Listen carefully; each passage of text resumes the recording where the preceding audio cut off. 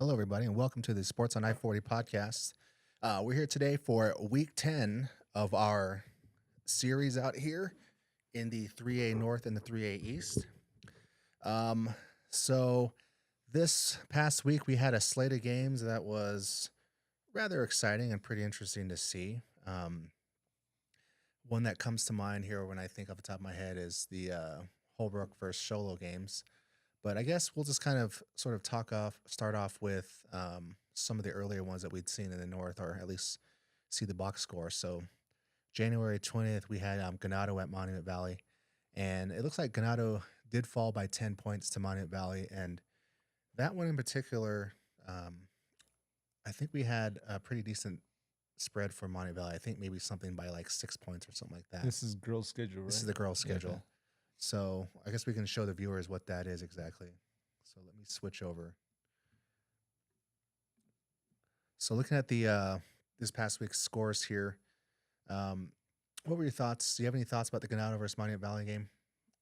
I think my prediction was that Ganado was the win, but Mon Valley came up on top on this one. And yeah, I think our spread was something like 7 points or 6 points or something like that. And I can look it up just to make sure here. So let me see. So looking at our spreads here, so it looks like we may not have. I might not have put one up for that game. Or let me see here. Maybe it's further up. So I'd have to go through and look and see what exactly we had put there, but we can move to the next one here. Tuba City versus Page. That was another one here, and I think we had called that one 67-54. That one was also, I had anticipated a Tuba City win anyways for that one. But based on these slate of games, it's starting to get pretty tight up there as far as who is going to win these, or not. It's not. I'm not saying that. I mean, it's saying rather Tuba City is starting to take a commanding lead of these. I should say rather North of the North Division there. What do you think about this? Yeah, I agree, man. Tuba's been winning a lot of the games that really count. They're really needed to count. So yeah, they're doing good. Next one, Chinle Winderock. That was one that I think we figured that. Well, I thought Chinle was going to win that game. I think our model predicted Winderock. But anyways, Chinle managed to beat Winderock by a little over 10 points. Actually, a little under 10 points. About 8 points there. Chinle is starting to sort of solidify itself, I think, as a potential second place finisher in the East or in the North there. Winderock, we talked last podcast how they had a chance to make some moves here and potentially maybe make a move for first place. They had a tough slate of games these last few weeks. So, but if they continue to fall like this, I'm not entirely sure if it's going to be something they can actually do. What do you think? Yeah, it's going to be tough to try to catch up with Tuba right now on the record. I don't remember Tuba's record, but they're pretty far ahead now. But I think the season's not over yet, and there's still a few more games left to go, and there may be some more upsets before the season's over. So we'll see how it goes. Mm-hmm. The next one here, January 23rd, Monument Valley at Chinle. For this one, I know we had Chinle as a 6-point favorite over Monument Valley, but it looks like Monument Valley won this game in overtime. It was a pretty close game, apparently, and from what it looks like, it seems as though, and I think he had mentioned in the last podcast too, in order for Monument Valley to beat Chinle, they would, need a good performance from Cannon Dalton and Darcy Anagel, and I didn't watch this game, but I would expect something like that happen in order for them to come with a win. The next one here, Tuba City at Ganado. That one here, we had Tuba City as a 22-point favorite, and looks like it didn't quite work out that way. Tuba City did get the win, but they didn't win in the fashion that the model said they would win. Uh, they it looks like they barely won by 11 points. Um, so it looks like Ganado was able to put up a fight, but it just didn't come close. Didn't work out in the end. In order to get them in the winner's seat there. But again, Tuba City continuing to show their dominance in the North. Um, this coming week, though, January 27th, tomorrow, we have Chinley at Page, Windrock at Ganado, Tuba City at Monte Valley. Do you have any last thoughts about what had happened last week in the North? Um, as far as boys, I think Chinley won all their games. Besides girls, I guess. But yeah, it's pretty good games. I believe Winter Rock boys played up in Page too. I think this past weekend on Saturday, and I think Page won that game from what I saw. Uh huh. And I saw some of the boys come back too for Winter Rock. I seen some of them playing, so that's good news for them. Well, that's good. I guess we can kind of go through really quickly and see what exactly happened this past week. So for the 3A North, if we go to the most recent, which would have been January 20th through the 23rd here. So Ganado at Monument Valley. Monument Valley managed to beat Ganado. Tuba City managed to beat Page Boys. Here's an interesting one. January 20th, Chinley at Windrock. Chinley beat them 103 to 20. What day is this? The 20th. So It's Thursday night. I think Thursday. No, um, Tuesday. so I'm trying to see. Was it Page? Which one was the one that was forfeited? Oh, so January 10th, that was one that was forfeited. Yeah. So it looks like Windrock was. They continued to play. I'm not entirely sure. It looks like maybe some of the players, JV boys were playing. like the JV boys, got moved up to Yeah, varsity, that's what I heard. something like that. So that incident that had occurred um, must have um, must have been very impactful. I mean, Mm-hmm. I so I did go to Sanders last week, and I did pick up. I did see the Navajo Times on the front page cover. They did have a story about the incident. It seems like, in at least in the New York Times story, they did sort of explain briefly what had happened and sort of Mm-hmm. some of the reasons as to why Ashley Mitchell decided to leave. Um, so, based on what I've seen in the Navajo Times, they had gone down to their tournament during New Year's, right, or the day after New Year's, and the boys from some of the boys players decided to leave without telling any of the adults after their bed checks, and they were basically without adult supervision. Um, how exactly?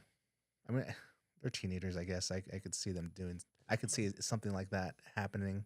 Mm-hmm. Um, as for the adults, I mean, I don't know what they were supposed to do, like camp out in the hallway and make sure nobody leaves. Yeah, uh it'd be difficult to do, man. huh. So, I mean, it just maybe it just kind of shows that maybe there wasn't a great deal of. I guess we could speculate on anything. My speculation would be that maybe there just wasn't a big deal of maybe respect for maybe the coaches or whoever was in charge, because it seems like, because to a certain degree it is like an honor system, right? Mm-hmm. Like I said earlier, the coach isn't going to just camp out in the hallway and make sure nobody leaves, Yeah. right? So whatever tension, whatever issues could have caused that. I mean, Woodrock also wasn't having a great season either, and they didn't exactly have one last year too. Mm-hmm. I know that in the paper, Ashley Mitchell had said something about she had received physical threats. I believe it was. Um, so maybe that stems from their frustration of them just not having a good team. I would imagine if Windrock was having a great team or a great season, maybe a state championship type of season, I would Yeah. imagine that this all would have blown over. Uh, It's sad to say it that way, but it doesn't really matter what level you are, whether it's varsity high school basketball, college basketball, or professional basketball. Winning fixes everything. So I think when you're winning, people are more willing to look away at certain things, Yeah. which is unfortunately what's it's sad to say, but with the I'm assuming, like I said, due to the lackluster season, I could see that being a cause for having more backlash from the community for ousting or pressuring Ashley Mitchell to be ousted as the coach. But at the same time, I mean, I'm sure there's a certain degree of embarrassment too on her end too for this happening on her while she was being the coach too. So, but anyways, I guess it is what it is. And I think that sort of reflects that 103-20 loss to Chinley. So, anyhow, do you have any comments, Mag? No, man. No. Okay. Yeah. Anyways, so we can just kind of continue to the next one here. Windrock at Page. This appears to be a close one for the boys. Windrock at Page, 49-58, as well as Monument Valley at Chinley. Chinley beating Monument Valley 46-85. Tuba City 67-40. So that's an interesting trend here. You and I were talking just before the podcast started that Chinley's been winning most of their games in the North, right? So does it? I guess we can look at the rankings in a minute, but does Chinley appear to be the top team from the North right now? Definitely. I believe at the end of towards the end of the season, one of their last games they played Payson, which is next week, and that's gonna be an interesting one. I think comparing Chinley to Payson, they're like close for they're close as for rankings. And if we look at the 3A North rankings at the moment, based on winning record and power points, it looks like Chinley is clearly the top team in the North. As far as their region, they are undefeated, 8-0. Overall, they are 12-3. Conference 11-2. So all the 3A teams that they played so far, they've only lost 2 3A games. So this looks like they're having a pretty good season in what is traditionally been known as a tough division for boys basketball. How do you think this Chinley team? How do you think they match up against the other teams, namely the ones in the South, like Phoenix area, like Valley Christian? No, I haven't really seen any of the South teams play, but just from what I hear and because some of the highlights I see, it's just a size thing, pretty much. You know, Chinley, like Holbrook, they don't have like the big size and all that. I think Chinley might be a little taller, but they can move the ball well. They have good chemistry between the boys, and that's their best strength, I believe. And if they can somehow get that to go, there's been teams in the past that were played like them and be big team, big schools, and bigger size players, I guess, from the South. It's happened before, so I guess anything can happen, man. Yeah, that's certainly true. I did see a video of Seton Catholic boys. I can't remember who exactly they played, but they look like they have some size. Not tremendous size, but definitely size will definitely be a big advantage for them. Holbrook played Seton Catholic in the tournament, and they lost by 2 or 1 point. It was a close game. Yeah, close game. It was a close game. Okay, so anything's possible. I mean, if you think about it, especially in high school basketball, the randomness is so high. Some teams can have a good day and some teams can have a bad day. I mean, look at several years ago when Coolidge played Monument Valley and Monument Valley managed to upset Coolidge. Yep. Was that the semifinals or the quarterfinals? Semifinals? Quarterfinals. Quarterfinals. Yeah, so that was certainly an instance where if you are, playing well on the right day and another team is playing okay, or anything can happen, right? So anyways, yeah, I hope to see the best. I mean, Holbrook did beat Chinley earlier in the year too. I think it was the second game. It was very early in the season. Maybe early December, right after Thanksgiving or something like that. So if you want to take that as a gauge of Holbrook's performance, which we're going to talk about in a little bit, it'll be interesting to see how Holbrook boys might be able to scheme their way to a maybe semifinals or finals run. Mm-hmm. And we'll talk about that in just a second. Any last thoughts on the 3A North? No, man. Okay. Well, doing that here. So let's talk about the games that we did see, that I saw. You might have seen a little bit more than I have, but the Sholo versus Holbrook game on Friday last week.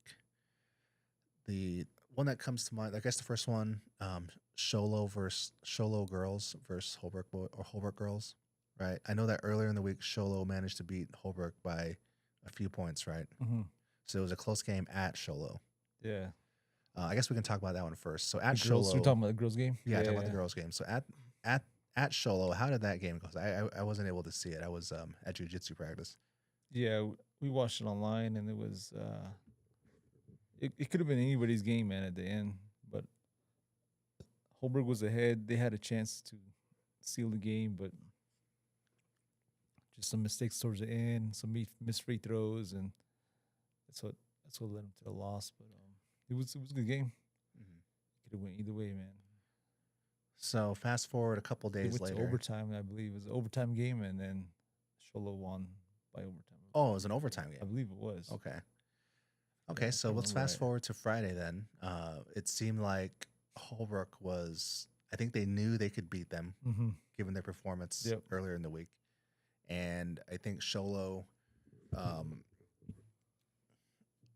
now here's the thing, because I was talking about this with a coworker earlier in the day today, Oh. that I had spoken so highly of Sholo at the beginning of the year. I think everybody can remember that. I guess I'll have to eat crow now. I think that's what they say, right? You know, Sholo had, to me, on paper, they had the making of having a great team this year. They only were missing one player, Raquel Wilson, but now it's become obvious that Sholo's performances the last couple of years was solely on the back of Raquel Wilson, and that without her play, Sholo just they became a team that anybody could beat. Mm-hmm. And Sholo's season can be summed up in one play that I can remember during that game. I don't know if it was in the third quarter. Maybe it was the third quarter. They had one of their players fouled out, so they had to put another player in. And I wish I knew her name, and I wish I knew her name and remembered her number, jersey number. But her teammate shoots the free throw and makes it, and then the girl from Sholo gets the ball and goes to inbound the ball, not knowing that it's Holbrook's ball to inbound. So that right there, to me, just sums up Sholo's entire season. Just lost, confused, and unable to do any type of adjustment so late in the season. And I think they'll barely make the playoff. I don't think they will make the playoffs, but as far as them being an impact, I'm not entirely sure they will be much of an impact in the playoffs, whether it's the Copper or or just the regular 3A I playoffs. think their best bet would just stay in the Copper. I think. Uh-huh. I think they'll get further if they stay in the Copper. Is what I believe. Yeah, and that might be the case too. But Holbrook, to me, for the Holbrook girls, it just looks like they just been playing with frustration all year, and finally they're starting to put together some kind of run to solidify themselves as someone who deserves to be in the playoffs. They've gotten better. They certainly have gotten better. They got better. You could see it more on defense and just bring down the ball and all that. It's a lot more.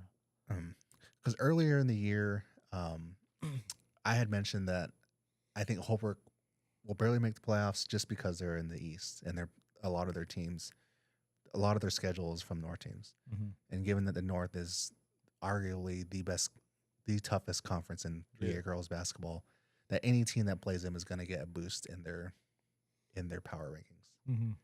And for a while, it sort of looked that way. But this late run in the season, they have a few games left. I know Alta State this week.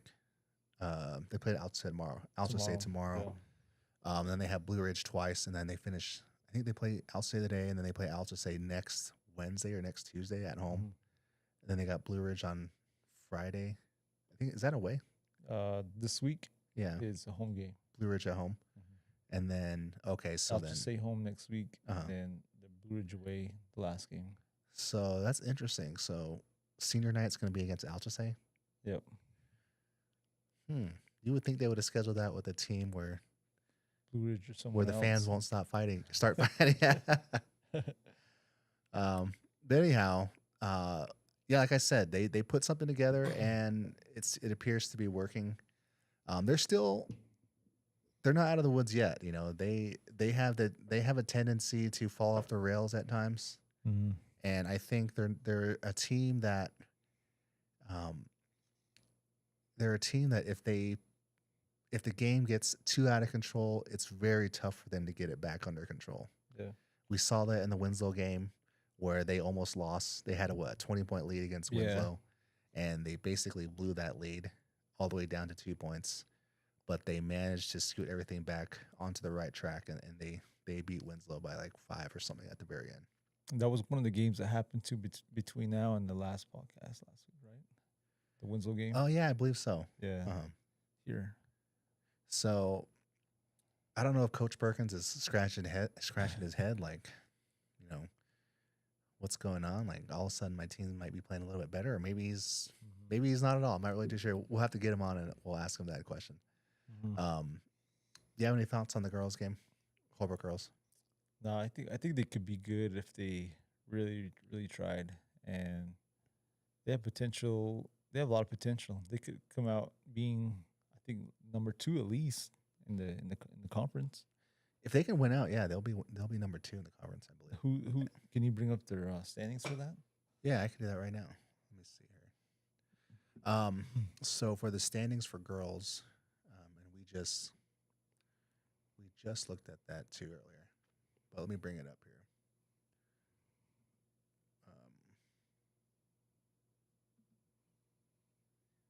So right 14 now, like, girls. yeah, Snowflake clearly is ahead. I don't think no one can beat him, but yeah, Holbrook they have a chance, man. Yeah, so Snowflake or Holbrook is 3rd right now. I'm not sure if this has been updated yet or not.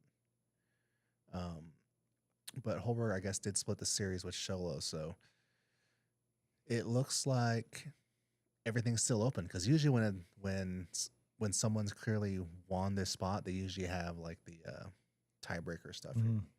So if Sholo continues to slide, then Holbrook could easily move up. But what's Sholo's schedule like? Sholo's remaining schedule, they have Winslow and Snowflake twice. 2 Snowflake games. Yeah. So, and I'll just say that's a tough schedule still. Okay. I think Sholo's going to lose twice to Snowflake, back to back. I kind of think this would be a tough one against Alceste too. So, Sholo has to either beat Winslow or beat Alceste to stay in number 2. What did they do last time against Alceste? They beat him 41 to 38. 3 points. And then they beat Winslow by 20 almost. Okay. So I think the loss is more likely to come from Alceste right now. Yeah. And like I said, I mean, Sholo just looks like they're on a end of the year skid here. I could see them losing to Winslow. Yeah, I think they're in trouble. They could seriously lose to Winslow, and they could seriously lose Alceste. I don't expect them to beat Snowflake. Yeah, I don't think. I believe that's their rival, isn't it? Snowflake's rival is Sholo in the East. I would say so. I know for football it is. Well, I think Sholo's rival is Blue Ridge. I don't know. I think Snowflake's rival is like Blue Ridge and Sholo in the East. Either way, though, unless there's some kind of school spirit that happens like that, I don't see Sholo going to Snowflake. I mean, they're playing with some kind of frustration. Even their fans are frustrated. I mean, a parent got kicked out, right, of the game. Someone told me that it was a principal. Principal? No, it was the mayor. Oh, the mayor. I I don't Well, know. That's what that I heard some kind of rumor about that, but I don't know if that was true. uh-huh. Possibly. And I'm sure if you go look at the video, you can see. And I should have filmed. I should have filmed the whole thing when he got kicked out, but it was just the whole. Okay, think about it this way too. Holbrook, I think, had the benefit of having referees that were a little. They had more beneficial calls for Holbrook. Mm-hmm. I don't think I'm pretty okay for sure. The referees didn't say, "Okay, tonight we're gonna give Holbrook all Yeah, the calls." It's yeah. just the way it worked out for them. But Mm-hmm. they did get more calls than Sholo did, right? And Yeah. that certainly frustrated the fan base that were coming to support them The fan base and the coaching staff. and the coaching staff. Because I know the lady, Yeah, the coach, she she got got up and the left, technical as well. and she left the bench for a while. Yeah, she left to probably go throw some chairs in the locker room. But she did come back, right? Mm-hmm. And like I said, that whole thing just sort of caused that game to just go south for sure. Yeah. And on the flip side, I think maybe it was a lot more fun for the girls for Holbrook because I think I guess maybe when you know your opponent's really frustrated at that, maybe it makes it a little bit easier for shots And to go in. games like that is what you want at the end of the season too, like Mhm. where you can win like that and kind of gain some momentum. Yeah.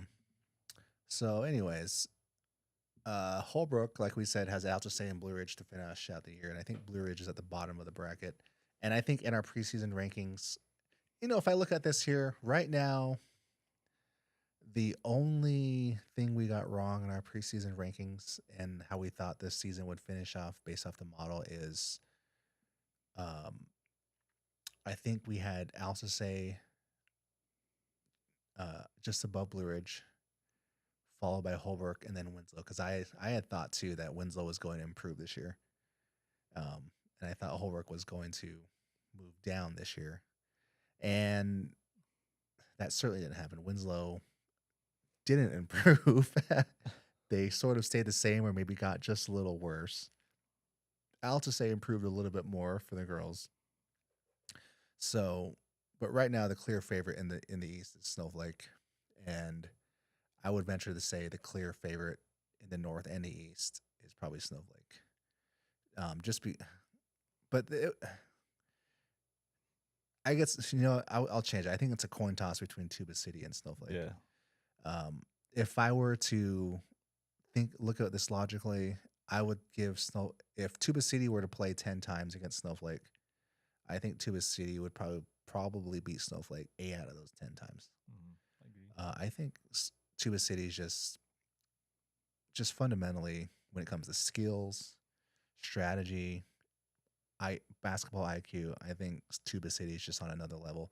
And that loss to Snowflake was most likely just a game that was earlier in the season, and it just probably caught them off guard. Yeah. But I think if they were to play tomorrow, I think Tuba City would probably beat Snowflake by maybe 5, something like that. Plus, they had, I would say, probably the best player in the 3A, Layla Curtis, on their team too. Mm-hmm. That's just the right recipe for a state championship run. Yeah. But don't sleep on Snowflake though; they certainly can beat anybody. Yeah. You have any final thoughts on the East for girls? No. Okay. Let's go back and transition or pivot to the boys. Holbrook boys played Sholo, and they managed to beat both of them at away and home, right? Mm-hmm. And you watched the game. I didn't watch the game, but how did the first game go against Sholo away? It was a pretty good game. Close all the way. I think Holbrook might have got the lead by like 8 or something at the most, maybe. Sholo came back, and then Holbrook had some missing players. I'm not sure about Sholo, but I know Holbrook did. And towards the end, Holbrook pulled away, and they got the win out of it. Some free throws and some just making some tough shots and all that. They steal the game. And that one came out. It was a close game right at the end of that. Yeah. Okay. Fast forward to this past Friday. Um, it looked at first that Holbrook was sort of going to have a commanding lead against Sholo, Mm-hmm. and that third quarter jitters came back. Sholo went on a run Mm-hmm. in the third quarter. It wasn't a big run, you know, it wasn't a complete collapse, but it put Sholo in a position to slowly creep their way back in the fourth Yeah. quarter. Yep. And I don't even know what's Sholo to me when I see them play, when I see the players on their team. Uh, okay, here's a hot take. I think if Delmar were to quit and go to Sholo and coach that same team, I think Sholo could easily be coached to be a top team in the East. Yeah. I just think it's bad coaching in Sholo, bad coaching in Sholo, bad coaching in Blue Ridge. Um, yeah, I think those teams could be fixed simply by having a coaching change. Um, I would say Snowflake too. I think Snowflake could be if Delmar coaches Snowflake. I think Snowflake would be a winning program too. But I could be wrong. Obviously, I don't think that would happen. But that's just kind of what I think. Yeah. Uh, Now, I think in Winslow, the coach over there is doing a great job. And he told us too. I think when we were off here prior to the podcast that Yeah. he kind of thought it was going to be uh, kind of a tough year for them. Um, and at the beginning of the year, I thought Winslow was probably going to win the East. I thought they had a really good chance of winning the East. As a matter of fact, I think I said Snowflake was going to win the East at the beginning, right? But Winslow really impressed me at the beginning of the year, and they still impress me too. They just had the benefit, or they just had the unfortunate reality of having a few games slide away from them, and it sort of put them in the position they are in right now. Mm-hmm. But going back to the Holbrook game, so the last minute, right? They Sholo makes the 3-pointer to go within, was it 1 point, Mm-hmm. right? And they come out and they foul. Who was it? They fouled. So not Manny Rico because he's the one that put him up by 2 originally, or by Man, who by 4 was it? originally. Travis. Yeah, Travis. Travis. He shot the free throws. Yeah, so Travis didn't he make his first free throw? Yeah, And then he missed his second for him to go up so by they were 2. by 2 points. Yeah, by 2. And then Sholo, gets the rebound and comes down, does a couple passes, or maybe 3 passes. They shoot the ball, miss the jumper, and then one of the players gets the rebound. And attempts to make the last second shot and makes it, but time expires prior to him. Well, the ball was still in his hand. Yeah, so the ball was still in his hand when time expired. Yeah. And that was a good call on the refs because even I filmed the whole thing, and even I thought, or even I wasn't sure that, because I wasn't really paying attention to the scoreboard, or the time, but yeah. But it was a good call on them. They did get that correctly. And if everybody wants to see the ending of that, you can go to I posted it on our YouTube channel for Sports on I-40, showing that he clearly had the ball. I recorded it too, with my personal phone. And he clearly he had the ball in his hand still while the clock expired. Yeah. So right now, I think the name of the game for Holbrook is they just got to win. In the words of Al Davis from the Raiders, just win, baby. That's it. If they do that, they'll take the East, and they have Altusay twice and Blue Ridge twice. Yeah. And I don't think that's too much to ask. I mean, Altusay is not don't get me wrong. Altusay is not going to be an easy game. It's going to be a tough one. Tomorrow night's going to be the toughest game for Holbrook for the rest of the season, the regular season. So. And then they got Blue Ridge, which I have yet to see Blue Ridge play again. Blue Ridge beat Altusay, I believe. They beat a pretty good team, I think. I can't remember who it was, but they beat somebody.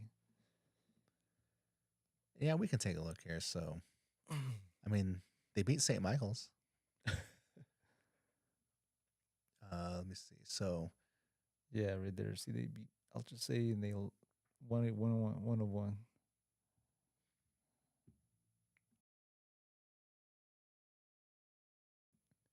So They beat Altusay, okay, at 33-46 at Altusay. They did lose to Snowflake. They lost to Winslow. They beat Sholo twice. Yeah, they beat Altusay here at home, Home and then lost 53 away. to 46. Yeah. Oh, I see. Okay. What's today? Today's 26th. Speaking of that, I believe it's being shown right now. So I just said we haven't even seen Blue Ridge play yet, but right now it's 29-21 at halftime. With Round Valley. With Round Valley. Yeah, Round Valley's big too. I remember that. Yeah, one big guy. Oh, okay. Number that one. Yeah, 22. I see.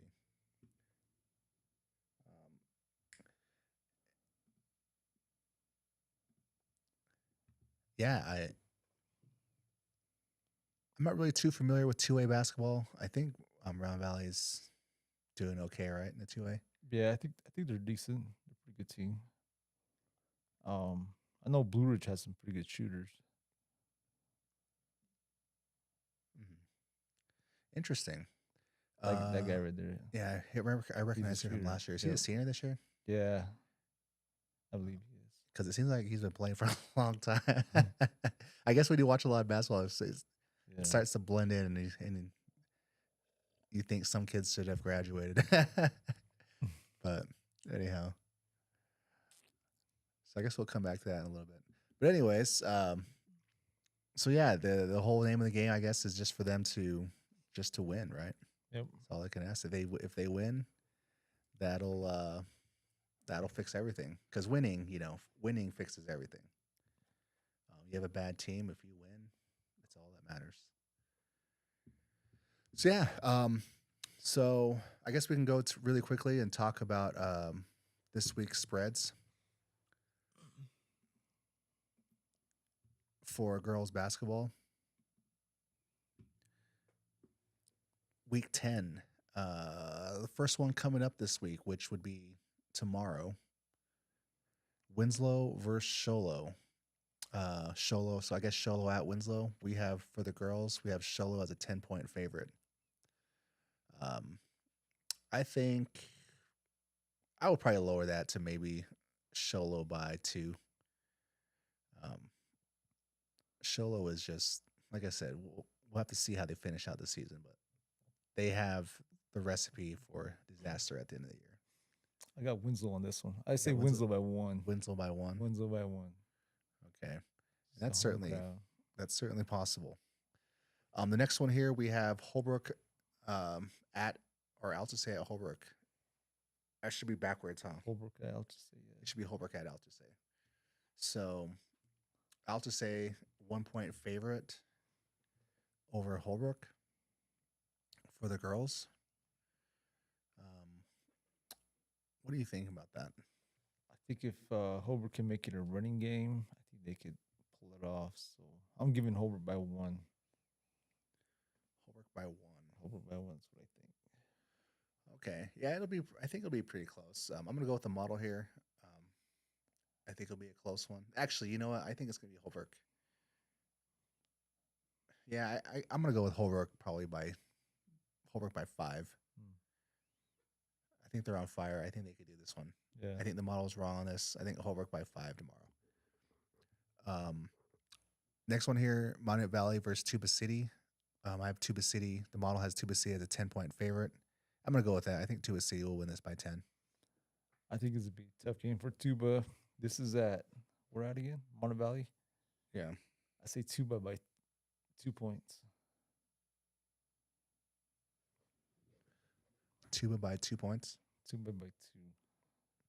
Okay. Next one here we have Ganado Winterrock. I have Winterrock. The model has Winterrock at 18 points. I think it's less than that. I say Winslow or Winterrock by 6. Something like that. You don't think it's going to be I think a major victory for them? I think it's a closer game.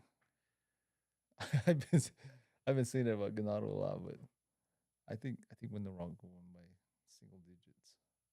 I'm gonna take Winter Rock by 18. Yeah, really. I think they want to make a final run Mm-hmm. towards the end, and I think they want to save face. So I could see. I'm gonna take Winter Rock at 18. Next one here, Page Monument Valley. Monument Valley by 3. That's to be a good game. I can't remember exactly. Um, I think Monument Valley did beat Page the last game. I can't remember. I wish I could remember all of these, but I can't. Um, but anyways, Yeah, I say Page by 1. Page by 1. Page by 1 since they're Yeah. hosting. All right, now we have Winslow Altusay. Altusay is a 2-point favorite over Winslow.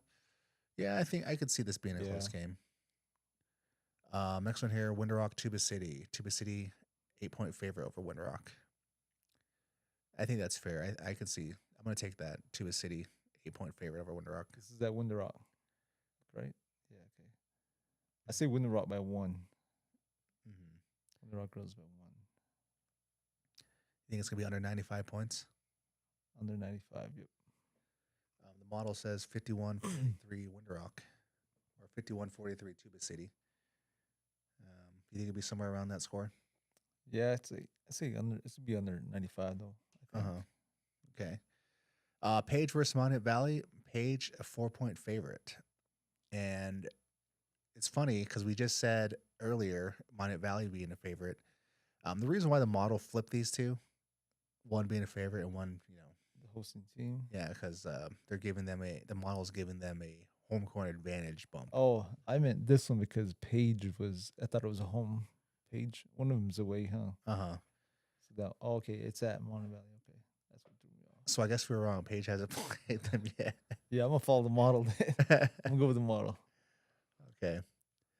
Okay, Snowflake Sholo. Yeah, Snowflake by I think it's gonna be bigger. Maybe Snowflake by 15. Yeah, I agree. Winslow at Altusay or Altusay at Winslow. Altusay 1-point favorite again. Yeah. Yeah. So Altusay 1-point favorite as opposed to a 2-point. Okay. Yeah, I think Altusay will win either way. But we'll have to see. Next one here, Chinley versus Ganado. Chinley a 6-point favorite over Ganado. Yeah, I'm gonna go with that. Chinley being a 6-point favorite. I say Chinley by 1. I think it's a close game. And then let me see here. Blue Ridge, Winslow. Blue Ridge is a 1-point favorite over Winslow girls.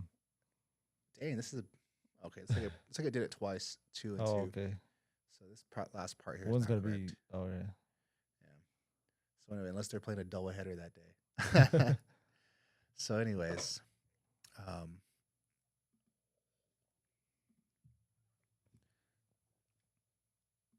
so now I guess we can just kind of go back really quick and see what is happening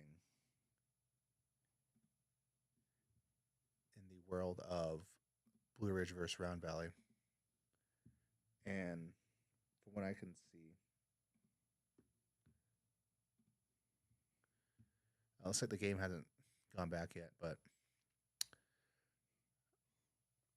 another topic we can talk about here is NFC Championship game, football, Rams at Seattle.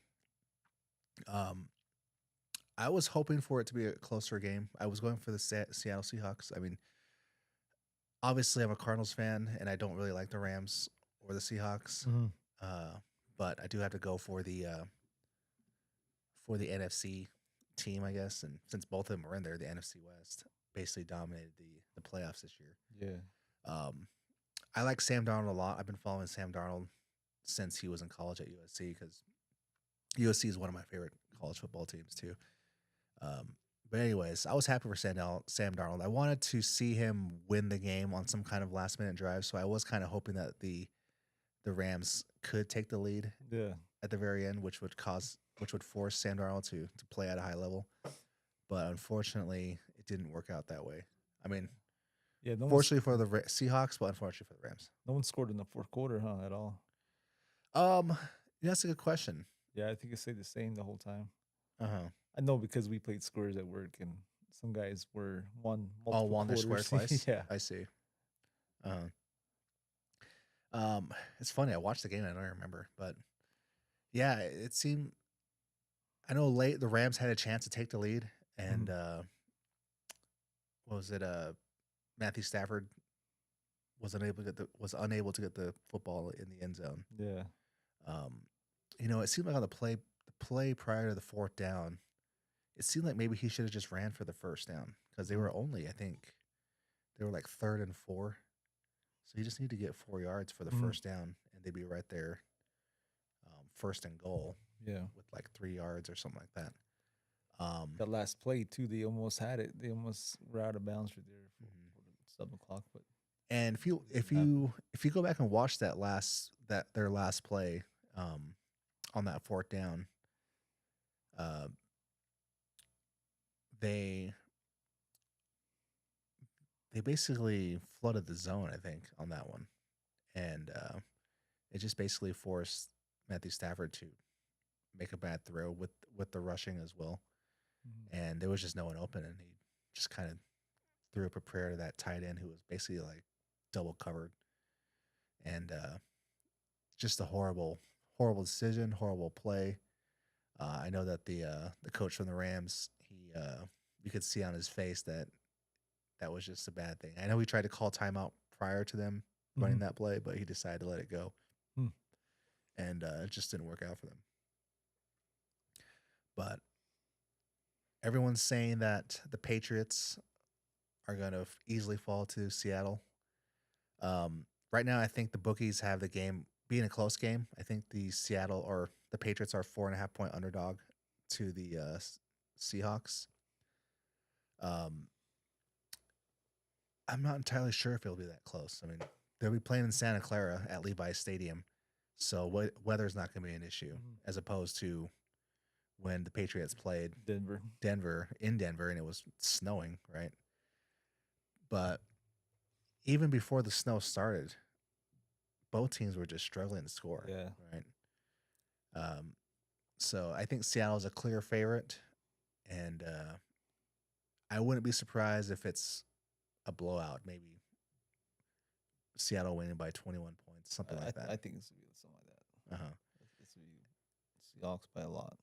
And if it's not a blowout, I think Seattle will hold a commanding lead throughout the game, Mhm. and I think Seattle's a clear favorite to win. Yep. But at the same time, though, it's professional football. You just never know, man. You just never know. I mean, Sandarnold could We'll see what trip this. during practice and break his leg or something. We'll see what the script writers give us. Yeah, it's not an election year, so it might not be that bad. Hmm. So, what are some of your thoughts on this game so far, man? uh, I don't know much about Round Valley, but I recognize some of the Blue Ridge players, and I think they're trying to go hard at the end. I guess the end of the season. Yeah, and I could see Blue Ridge having some kind of axe to grind with their conference. I think everyone, even including us, aren't exactly giving them uh, don't really have confidence in their Yeah. team. So maybe they're out there trying to prove everybody wrong. But I know didn't Holbrook play Round Valley in the Round Valley tournament? Yeah, I believe they beat him. Uh huh. And who ended up winning that? Was it Payson. Payson? Payson beat Holbrook by like 2 or 3 points or something like that. I think.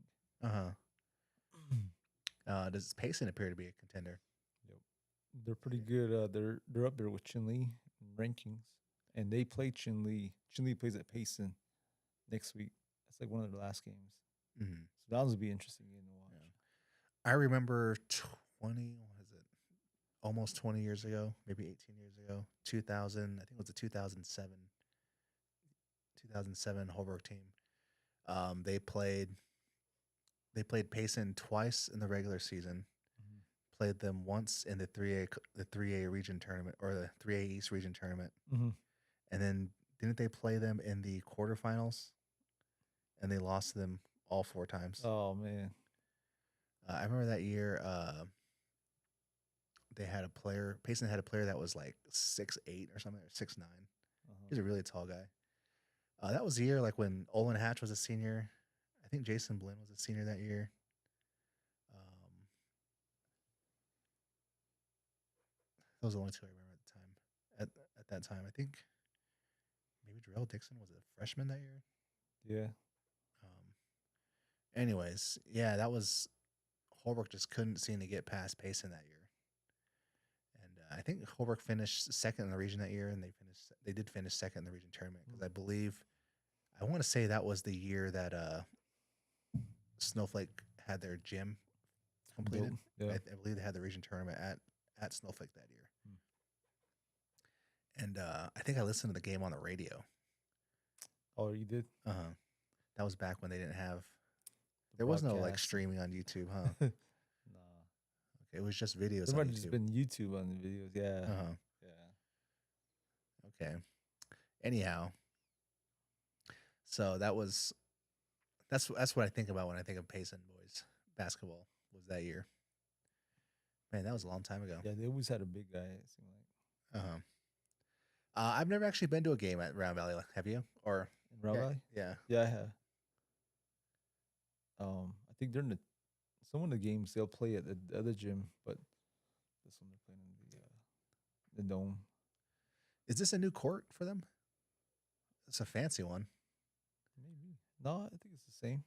Black and gray. Yeah, it seems the same. Yeah, it looks kind of different. Yeah, I mean, it might be. Huh. It does look different. I don't know where they get the money to get these upgrades. So probably the power plants. Perhaps. So the stands on the, I guess the bottom side, which would be, I guess where the score overlay is. Is that the side where the football stands are at? I never watched a football game in the dome, but looking at it, where the camera's at, that's where the entrance is coming into the dome. Oh, okay, the big bleachers, yeah. So it's not like the opposite side. Yeah, no. Okay, so it wasn't that how NAU did their configured their. It was like pretty much like this. Okay.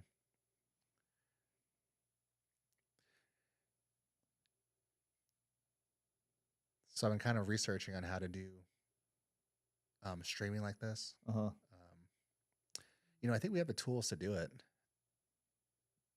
The only thing would be just to, I guess, having the internet service to do it would be the hardest part. Like getting the overlay at the bottom for the scores. Like all this down here? Yeah, that's pretty doable. That's pretty easy to get.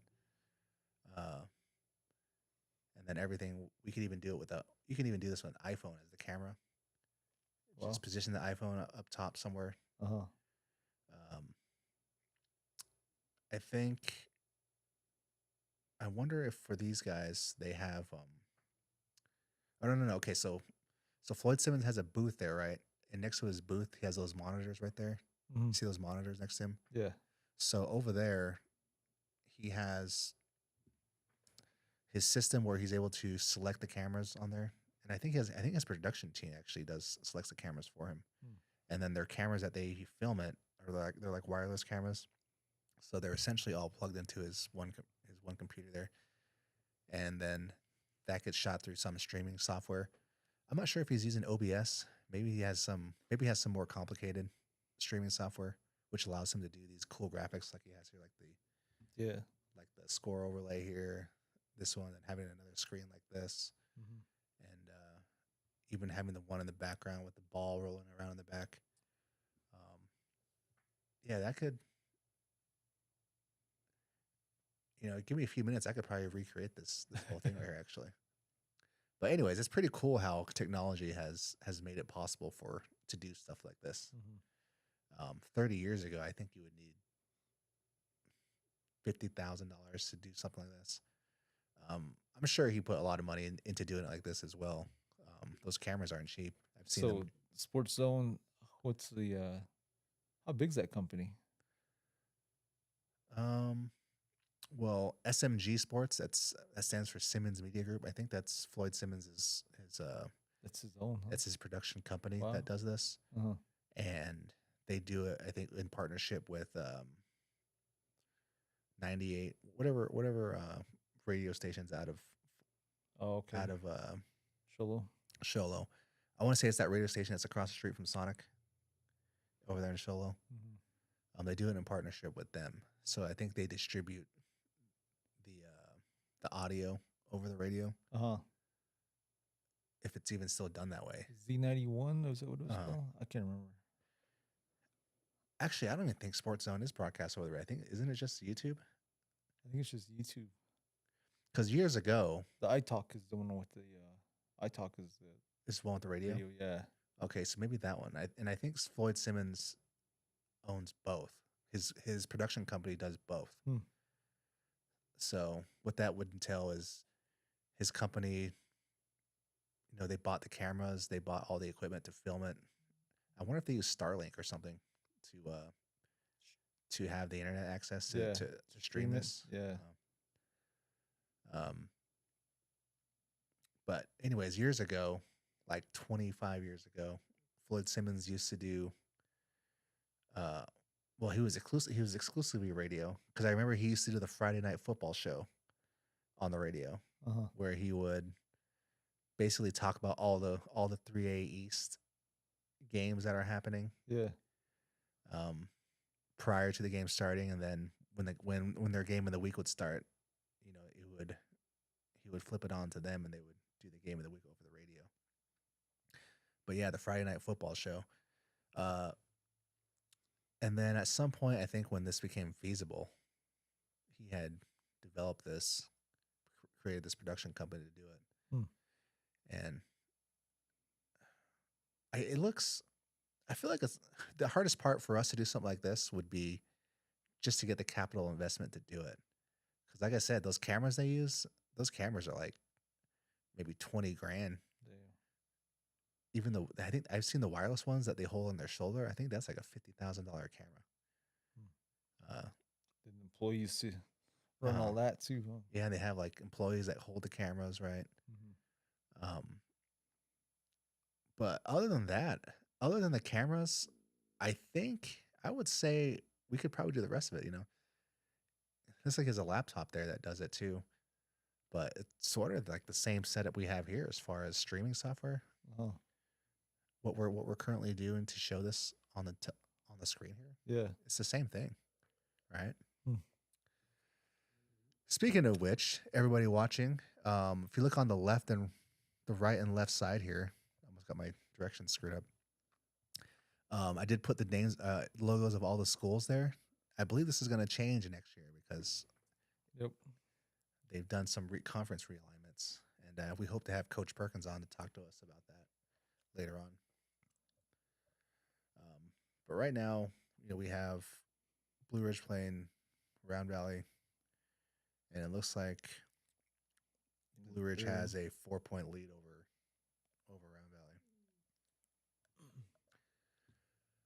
So, anyways, what do you think? What do you think about our podcast sort of evolving? Because I remember the first one that we did, it was done at the kitchen table, and I think I had 2 computers that we used for the cameras on that. And I remember I had like a sheet in the background, like a gray sheet that was used for the background. Come a long way, man. We're good now. And yeah, it's just I think the first step was figuring out the camera angles, because I guess I really didn't understand the camera angles at first. And then one day out of the blue, my fiance was like, "Why don't you just put the cameras in front of you, like how we have it set up like this now?" Yeah. And that's when it occurred to me, like, oh, we could have just done it like that the whole entire time, which would have made it easier for everything.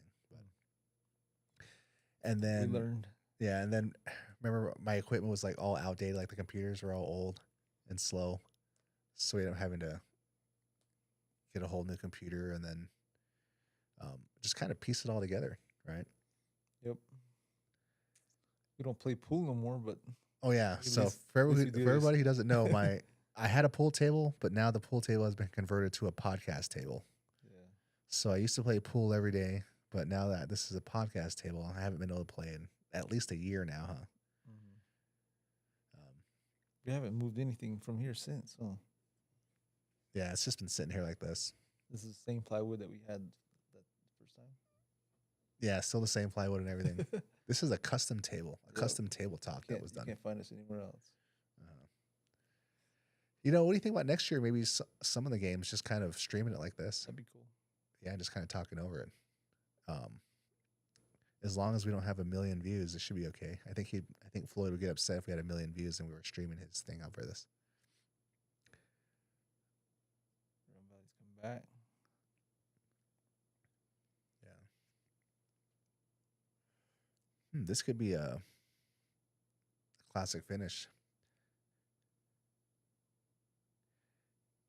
Yeah, I always enjoy the close. I think everyone enjoys the close finishes, right? In the last game, the Holbrook and Winslow game, the drama late certainly made the game more enjoyable to watch. One of the things I noticed is they did not play George Thorogood bad to the bone when they ran out. Yeah, they changed it up that time. Anyways, let me see here. Well, I want to thank everybody for tuning in for the podcast this evening. Kind of a short evening as far as topics are concerned, right? Just spreads and sort of going back through what was shown last week. Yeah. We're hoping to have some people come on at some point pretty soon as well. I'm not sure if we're gonna do it live. I think we might end up doing it live because of the editing. It's part. way easier. Yeah.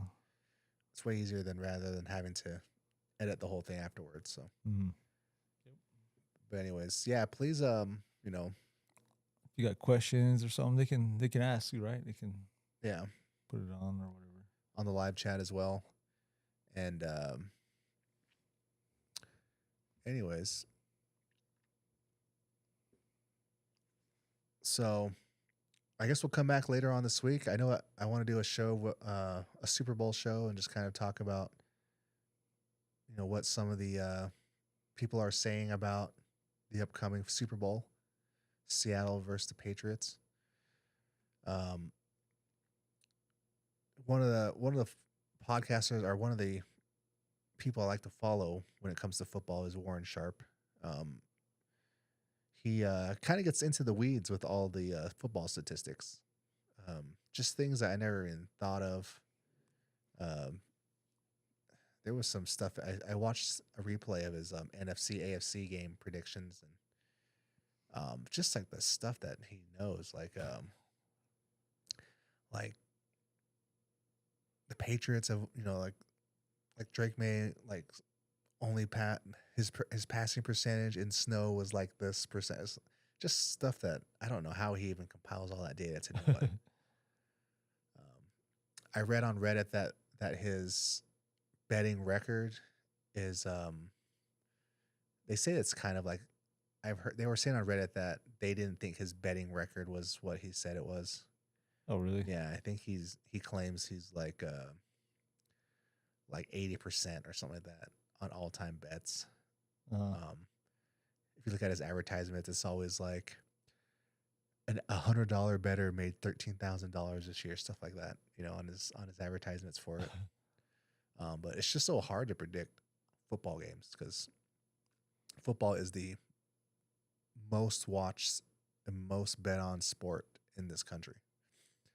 And it's hard to imagine seeing a sport like professional football and college football losing its dominance in American culture, just like how baseball has lost its relevance. Remember, baseball is America's pastime. Mm-hmm.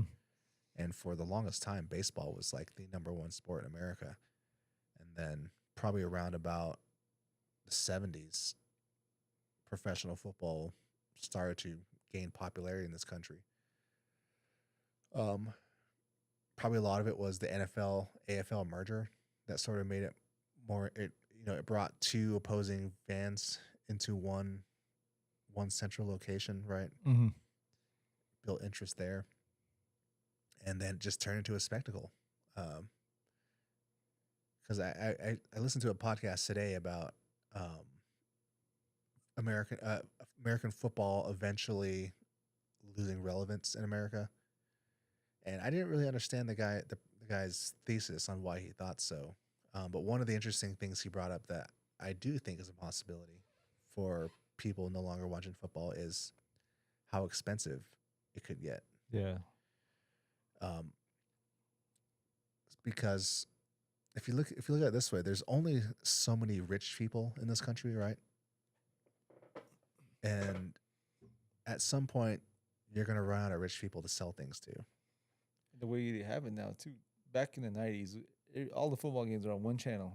Remember that? Like, Yeah, now it's like you got to get so Amazon many Prime. You gotta different get streaming services yeah, just to, unless you have an NFL ticket, which is like what, $300 or something like that. yeah. Like Like you said, you gotta have money to watch all the games if you want. If you're that serious about it. yeah, it's stupid that they have Thursday Night Football on Amazon Prime, and then I know they had the Christmas games on Netflix Yeah. this past year. It's just starting to get ridiculous with all of the Paramount, you got oh yeah, ESPN, yeah. Fox. You know, eventually it's just going to be pay-per-view. They might as well just put all these NFL games on pay-per-view. And Yeah. I heard that's one of the things the NFL wants to do at some point Really? is to potentially put the Super Bowl as a pay-per-view type of thing, pay-per-view type of event. I'm not entirely sure why, because they get they make a lot of money on advertisements, Yeah, and all commercials that. to begin with, right? The Super Bowl is like the most watched sporting event for the whole entire year.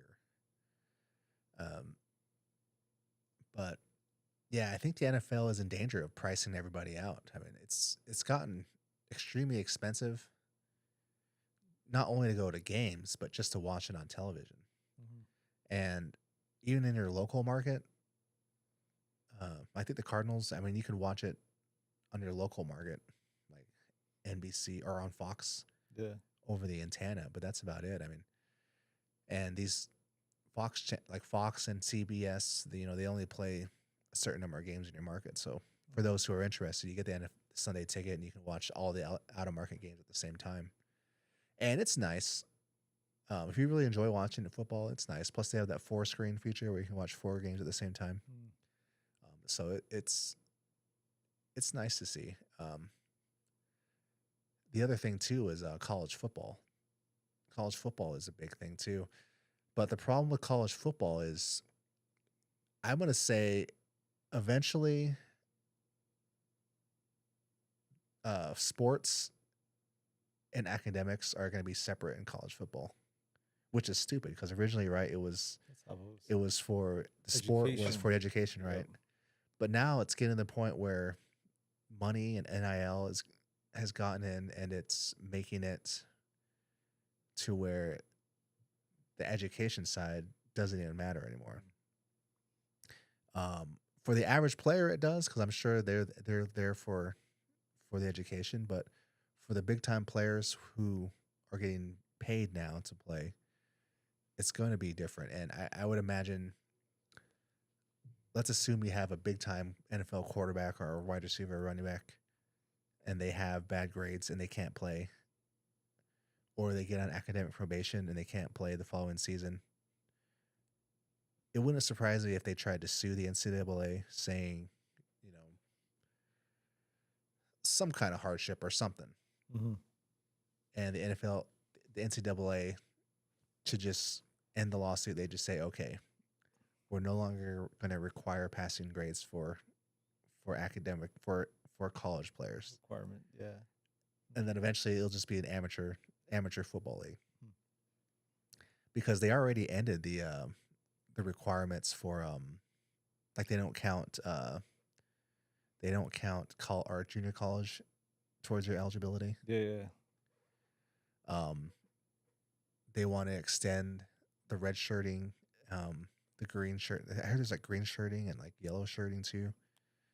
Just ways for players to extend. Like look at Carson Beck with Miami.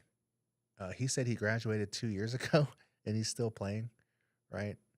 Uh, They got 6 years now, right? huh. And then the quarterback from Ole Miss, Mm-hmm. he tried to petition to play one more year, but the NCAA denied his petition. But now he's suing the NCAA to try to get one more year of eligibility Huh. back. Wow. And if he gets his way, it's gonna be like he's gonna play football for like 6 years or something like that. Damn. So it's just getting to the point where it just seems eventually the trend might be having these players stay for 6 years, and now you're going to have 18-year-olds playing against 26, 27-year-olds. It's just a weird thing that happened in football, college football, that sort of ruining the game. Yeah. But as long as it sells and makes money, I guess nobody really cares. And it looks like we have a game here. 51-54 Blue Ridge.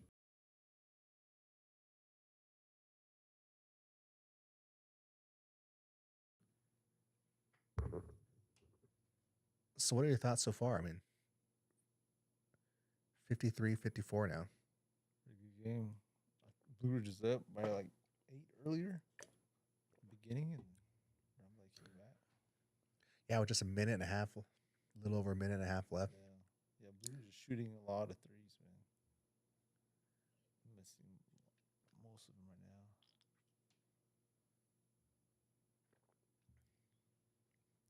Everybody's getting rebounds. You go to the game tomorrow? Oh, I'll say. Mm-hmm. No, I probably won't go. It's like from Holbrook to Sholo, driving the speed limit's like an hour. It's about an hour and a half from here. Yeah, and then from Sholo to Honda Casino is probably like another 30 minutes, maybe 20 minutes, something like that. Mm-hmm. And then from Honda to Altus, it's like, yeah, it's like 15, 20 minutes, huh? Mm-hmm. So to get there to watch the girls, I could probably leave and watch the boys game, but hopefully it's on TV I tomorrow. don't even know if it is. I don't think Sports Zone put up a schedule yet for this.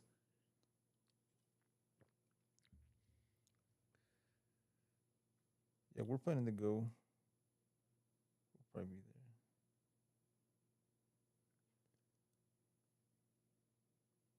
I've never actually been to a game in Altus Yeah, I haven't been there in a long time. because that gym they have is new, right? Maybe built within the last 20 years. Before that, I remember playing in it in high school. Oh, it's that old? Yeah, Oh, okay. so it's been like probably 90s, Uh-huh. late 90s sometimes. Probably back when Kareem was there, he was that's when they had it still too. Oh, yeah. I remember when he coached there, yeah. Yeah. He went there because remember he got in trouble, right? For he got in trouble for drugs, was it? And for as part of his probation, he had to do some kind of community service. Yeah. Did you play when he was still coaching there, Nah, or he was done? he was gone. Did he coach the boys or the girls? Boys. Was that with Mendoza? Yeah. Oh, so Mendoza probably has a picture of him and Kareem Yep. somewhere. Has his number probably. Guys, where's Coach Mendoza at right now?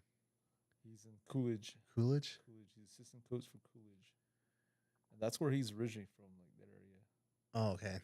Yeah. Hmm. He said he used to work in the cotton fields and the fields down there as a kid. Uh-huh. Coolidge, is that like on her way to Florence? No, it's the opposite way. It's on the east side of the 10. Let's see. Wait, hold on. I take that back. I believe it is.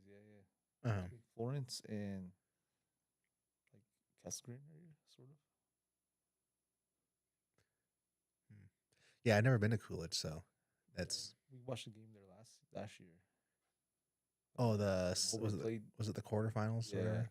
Did semifinals. you went Yeah, down there? yeah. Oh, okay. I went with May over there. Well, you know, this year I might try to go to whatever game they wherever they go to this year, Mm. just to see how it goes.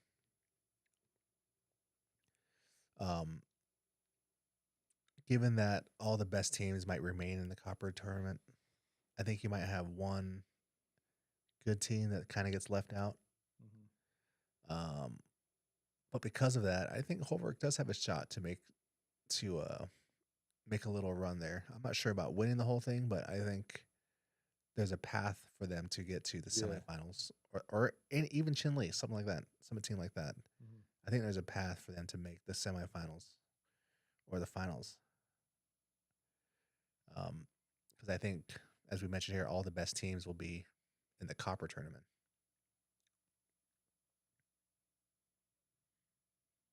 Yep. Even for girls too, man. Girls will be the same way too. I think It's possible it could be the opposite, it could be too. meaning all the best 3A teams lose in the Copper intentionally just to Mm-hmm. be in the 3A tournament. Yep. I seen an article today that it was in Navu Times saying that Chinle is um they want to stay in the copper, I guess, sort of. Like Uh-huh. that's kind of what their intention is to stay in the copper bracket, to try to win the copper bracket, I guess. But how far they'll get, I don't know, man. Well, if they stayed in and everyone else gets out, I mean, Chinley could possibly win a Copper championship for the girls. Yeah, But girls. Joe City could potentially. I mean, even St. John's. You know, St. John's, surprise, unbeknownst to me, has been having a good run these last few weeks. Mm-hmm. Right? They beat Sholo. Oh, they Um, called a foul on that. Uh huh. they beat Sholo last week. I think they're St. John's. yeah St. John's girls. Yeah. They beat Sholo last week. Uh Oh, huh. really? Beat Wow. them by 5, something like that. So they're certainly going on a run, and I'm not entirely sure if they're able to do it at their level, the 2A level, but I know that the St. John's. Ooh, That's their main shooter. Oh oh, man, they're not trying tie to ball stop the game. clock. They're not trying to stop timeout. They got two attempts. Replay that the shot right there. Yep. Blue Ridge have shooters, man.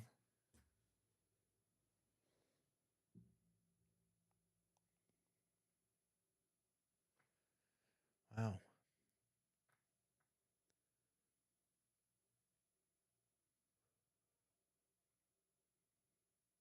What would you call here, Mac? What I call right here? Yeah, for Round Valley. Just get inside to the big man. They've been getting buckets underneath. Just put one on the bottom and or two on the bottom and try to get the ball. Be the safest bet. Just spread it out.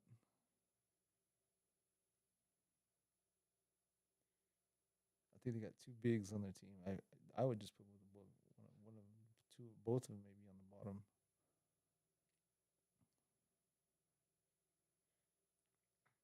Oh, okay. I think I see. I think I recognize 3 players from last year for Blue Ridge. Yeah.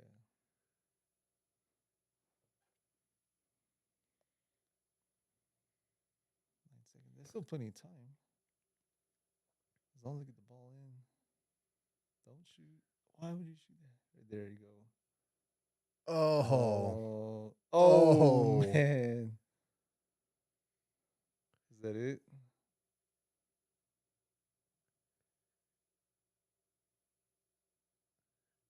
He called that one.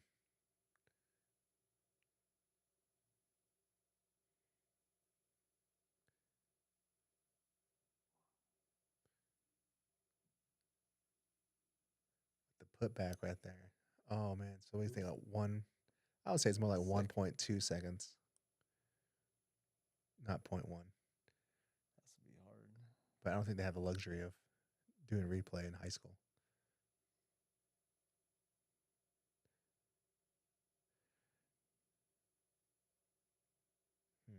I would say I think like a half court pass and just shooting it as soon as you get it. Yeah. Oh, they put 1 second. 1 second on the clock. Yeah. Who is their coach? Was that the coach last year? I don't remember. He looks kind of different. Yeah, I think they got the math teacher to be the coach this year from Blue Ridge.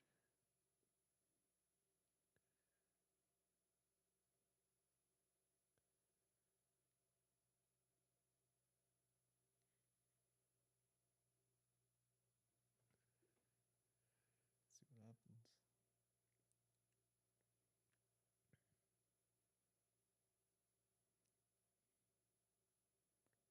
Round Valley Elks. Is that proper? To put an S in the end? Round Valley Elks? Yeah. Always wanted that. Yeah, it's more than one. Mini Elks. I guess that's smart too. Put a defender there. You even need a defender there, man. Oh, just a little bit more. I think he could have got that over. But that would be like grabbing it and then shooting it. You'd have to catch it midair, like the John Morant pass to what's that guy's name?